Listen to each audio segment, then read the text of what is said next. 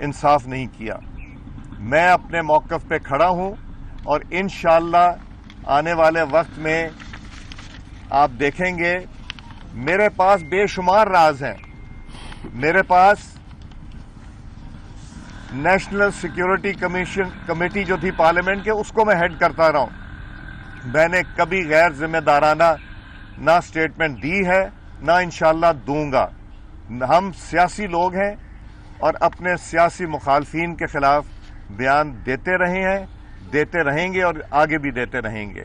مگر ایک جگہ جہاں پاکستان کا نام آتا ہے، جہاں ہماری اکائی کا نام آتا ہے، جہاں ہمارے اداروں کا نام آتا ہے، وہاں پہ پاکستان کا ایک پیغام ہندوستان کے نام بہت صاف ستھرا ہے کہ ہم پورے پاکستانی قوم ایک ہیں.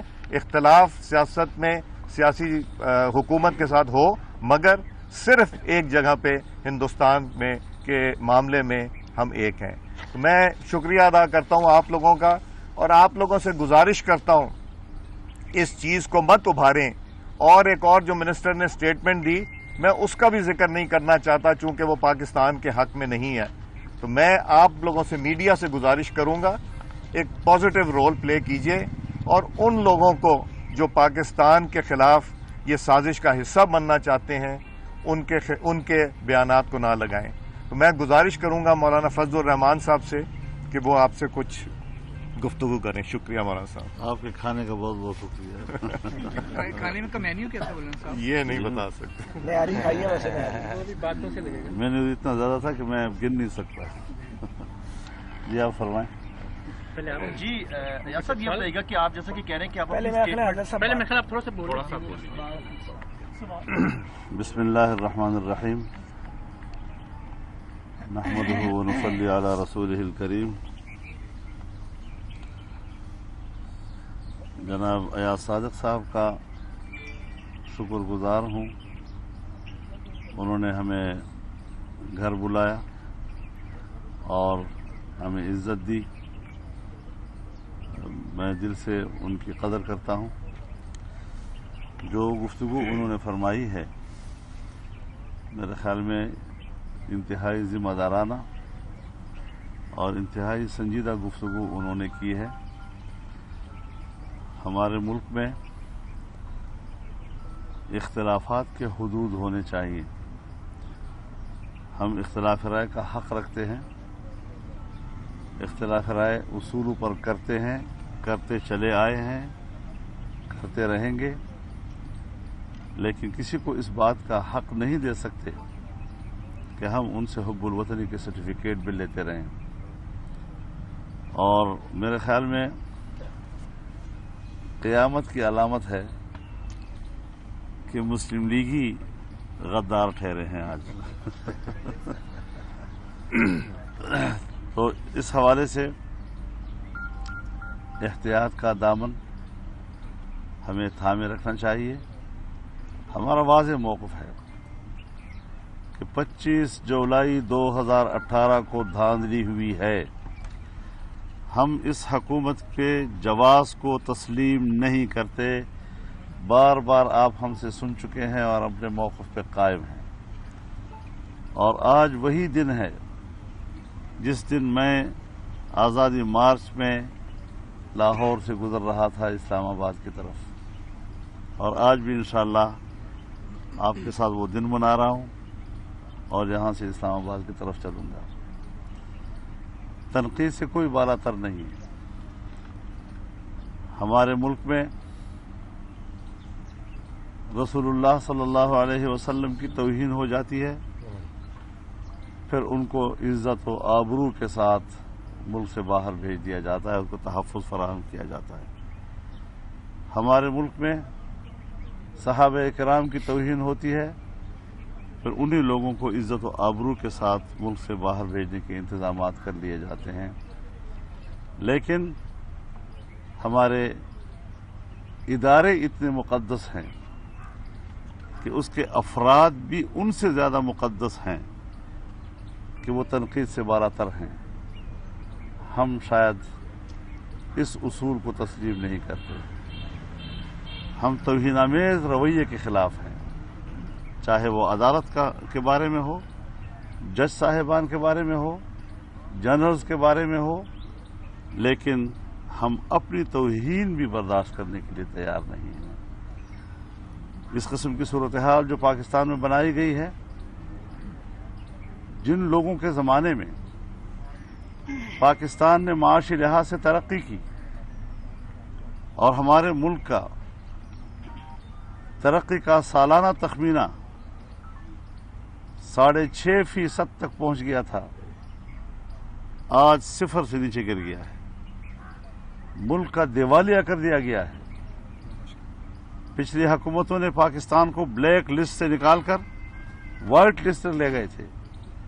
کوئی FATF کے تحت ہماری قانون سازی نہیں ہوئی، ہم نے خود اپنی پالیسیاں بنائی۔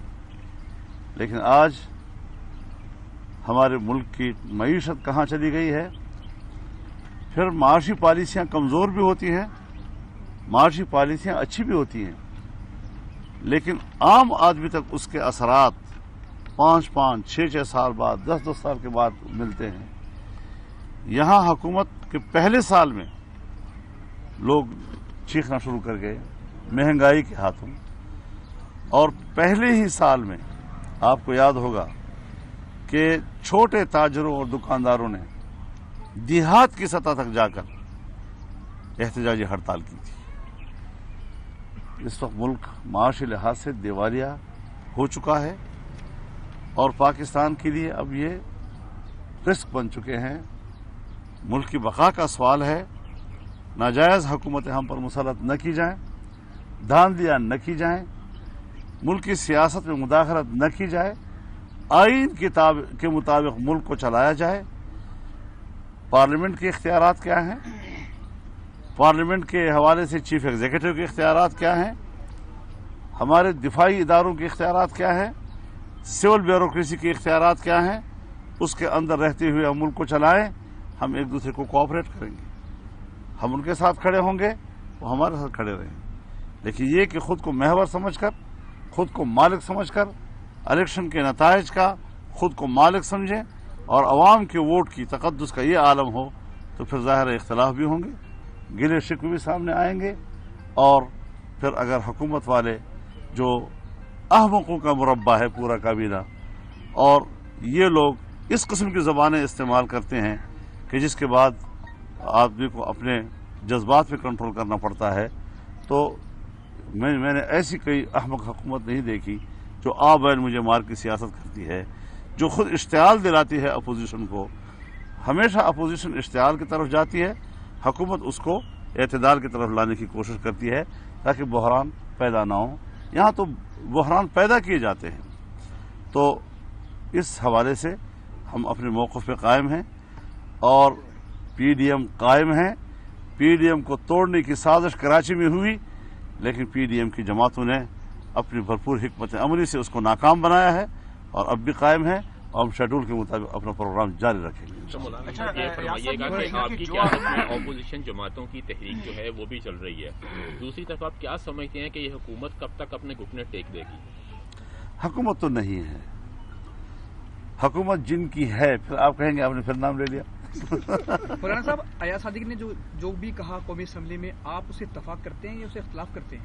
میں تو سمجھتا ہوں کہ اس سے بھی کچھ آگے جا کر ہمیں اتفاق کرنا چاہیے، یہ ذرا کم ہے تھوڑا سا۔ یہ بتائیے کہ آپ نے جو بیان دیا لگتا یہ ہے کہ عمران خان ایک جانب تو نریندر مودی کو دھمکیاں دے رہے ہیں، دوسری طرف انہوں نے گھٹنے ٹیکے میڈیا کے سامنے، کیا ایسا ہے؟ دیکھیں، میں اس ایشو کو ہم جتنا جلد سے جلد ختم کر دیں، جو کہ پاکستان کے انٹرسٹ میں نہیں، تو بہتر ہوگا۔ میں نے وضاحت بھی دے دی، میں نے آج بھی بات کر دی، اور میری جو اوریجنل کلپ ہے وہ بھی دیکھ لیں کہ میں نے کیا کہا، وہ صاف ظاہر ہے۔ اب اس کو جو پلے اپ کر رہے ہیں، جو انڈین میڈیا کے ایجنڈے کو پلے اپ کر رہے ہیں، وہ پاکستان سے کوئی اچھا سلوک نہیں کر رہا۔ بس اس ایشو کو چھوڑیں، آپ مولانا صاحب مہمان آئے، ان سے بات کریں۔ میں نے تو غلط بات کی، آپ معذرت کریں گے ایاز صاحب؟ میں نے بات ہی کوئی ایسی نہیں کی، میں نے تو وضاحت آپ کو دے دی ہے۔ اچھا مولانا صاحب یہ فرمائیے کہ آپ نے تحریک جو ہے وہ حکومت کے خلاف شروع کر رکھی ہے، جلسوں پہ لاکھوں کروڑوں روپیہ بھی خرچ کیا جا رہا ہے، لیکن ایک آسان سا طریقہ ہے، آپ عدم اعتماد تحریک جو ہے وہ قومی اسمبلی میں پیش کریں اور حکومت جو ہے وہ ختم ہو جاتی ہے. کیوں آپ کو اپنے لوگوں پہ اعتماد نہیں ہے؟ غور کرتے ہیں مشورے پہ آپ کے. دیکھیے دو چیزیں ہیں. سیاستدان کا یہ بھی ایک فرض ہوتا ہے کہ وہ عام آدمی کا ترجمان بنے، اس کی زبان بنے. پی ڈی ایم میں شامل جتنی جماعتیں ہیں اور ان کی جو قیادتیں ہیں وہ آج عوام کی بات کرتے ہیں. جب ہم عوام میں جاتے ہیں ان کو سہارا ملتا ہے، ان کو حوصلہ ملتا ہے، اور وہ سمجھتے ہیں کہ ہم غریبوں کا بھی کوئی بولنے والا ہے، بات کرنے والا ہے. ورنہ جہاں تک استعفوں کا مسئلہ ہے، یقیناً میں آپ سے اتفاق کرتا ہوں کہ یہ بہت ہی مختصر اور آسان راستہ ہے، لیکن چونکہ ہمارے پی ڈی ایم کے آنے والے آپشنز میں شامل ہے یہ، تو جو بھی طے ہوگا ہم باہمی مشاورت کے ساتھ جس موقع کو مناسب سمجھیں گے اس آپشن کو استعمال کریں گے. یونین کے سربراہ ہیں عبدالقادر بلوچ کے حوالے سے خبر آ رہی ہے کہ وہ استعفیٰ دے گئے ہیں، تو اس میں ان کو یہ کہا ہے کہ ہم آپ کے بیانیے کا بوجھ نہیں اٹھا سکتے. اس میں کتنا سچ ہے؟ پتہ نہیں کیا کہہ رہے ہیں. جی مولانا صاحب یہ بتائیے گا کہ سمجھ نہیں آئی بات. عبدالقادر بلوچ کے حوالے سے خبر آئی ہے کہ وہ پی ڈی ایم سے استعفیٰ دے گئے ہیں، تو کیا آپ ان سے بات کریں گے؟ مجھے علم نہیں. مولانا صاحب یہ بتا دیں کہ میاں نواز شریف کا بیانیہ کہ ہماری جدوجہد ہے وہ اس حکومت کے لانے والوں کے خلاف ہے، اور پی ڈی ایم کی قیادت سے یہ واضح اٹھاتی ہے کہ ہمارا مینڈیٹ چوری کیا گیا، الیکشن چوری ہوا. اب گلگت بلتستان کا الیکشن ہونے جا رہا ہے، کیا آپ سمجھتے ہیں کہ اسی آرمی چیف کے ہوتے ہوئے، D G I S I کے ہوتے ہوئے وہ بھی شفاف الیکشن ہوگا؟ دیکھیے اس طرح تو آپ گلگت بلتستان کیوں جاتے ہیں؟ ہمارے ہاں ضمنی الیکشن بھی تو ہوتے ہیں، تو ہم ضمنی الیکشن بھی حصہ تو لیتے ہیں. عوام کے ساتھ ایک رابطے بھی ہوتا ہے، اور نتائج سامنے آئیں گے تو ہم جس طرح اس پہ رد عمل دے رہے ہیں اس میں دے سکیں گے. آج کی گفتگو سے یہ محسوس ہوتا ہے آپ دونوں کی کہ 16 اکتوبر سے جو موقف اختیار کیا تھا اپوزیشن جماعتوں نے، آپ اس سے پیچھے ہوتے جا رہے ہیں. ایسا محسوس ہو رہا ہے کہ آپ کا موقف تھا وہ بہت کمزور پڑتا جا رہا ہے. ایاز علی صاحب نے بھی یو ٹرن لے لیا اور آپ بھی یو ٹرن لے لیا. میں آپ کی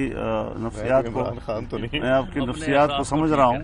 آپ ایک صحافی کی حیثیت سے کیا کہلوانا چاہتے ہیں ہم سے، لیکن میں آپ کو بتا دینا چاہتا ہوں کہ ایاز صادق صاحب کے بیان سے جو پیالی میں طوفان کھڑا کرنے کی کوشش کی گئی، ہمارا یہ بھی فرض بنتا ہے کہ ہم اپنی سیاست کو ان حدود میں رکھیں جو آئین اور قانون کے دائرے میں ہوں، پاکستان کے حب الوطنی کے دائرے میں ہوں.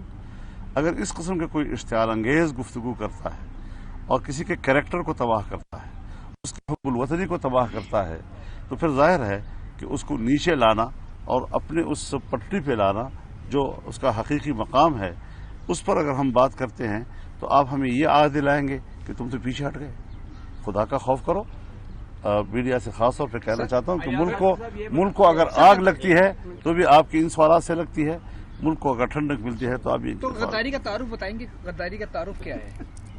سب لوگوں ڈیفینیشن کیا ہے؟ غداری کے تعارف کے لیے حمود الرحمان کمیشن کو سامنے لایا جائے، پھر اس کے بعد پتہ چل جائے. یہ فرمائیے سول لائن میں درخواست چلی گئی ہے مقدمے کے لیے، آپ سے ابھی تک پولیس حکام نے کوئی رابطہ کیا یا آپ نے ان کو اپنا کوئی موقف دیا؟ یہ بتا دیجیے. جب ہوگا میں بتا دوں گا. ایاز صاحب یہ بتائیے گا کہ آپ نے کہا کہ ایک اکائی کی آپ نے بات کی، اسی ایک اکائی کے اوپر جو ہے نواز شریف کا بڑا تنقید ہے، اس ایک اکائی کے اوپر. آج آپ کہہ رہے ہیں آپ ایک اکائی کے ساتھ کھڑے ہیں، تو نواز شریف کے بیانیہ سے آپ لوگ پیچھے ہٹتے ہیں جو وہ تنقید جو کرداروں کے اوپر کر رہے ہیں، تو ایک اکائی کا کیا مطلب ہے؟ آپ ایک اکائی کو دیکھیں دونوں مختلف چیزیں ہیں، آپ مختلف چیزوں کو اکٹھا کر رہے ہیں.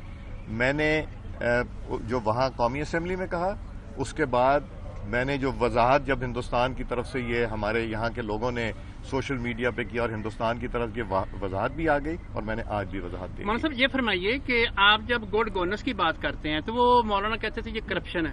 اب یہ جو غدار اور غیر محب وطن کہنا کہ یہ حکومت کی کوئی لائن ہے کہ آپ کو اور لائن کی جانب یہ جا رہے ہیں؟ حضرت یہ حکومت اپنی حماقتوں کے نتیجے میں اب ایاز صادق صاحب کی گفتگو سے یا ان کے کچھ الفاظ سے کوئی اختلاف رائے کر سکتا ہے، لیکن اس کے رد عمل میں پلوامہ کا ذکر کر کے جس عقل مندی کا مظاہرہ کیا گیا ہے اس کا بھی ذرا اندازہ لگایا نا کہ وہاں ہے کیا، وہاں کس قسم کے لوگ بیٹھے ہوئے ہیں. تو میں نہیں سمجھتا کہ اس ملک میں کوئی سنجیدہ حکومت موجود ہے یا کوئی قانونی حکومت موجود ہے یا کوئی اہل حکومت موجود ہے.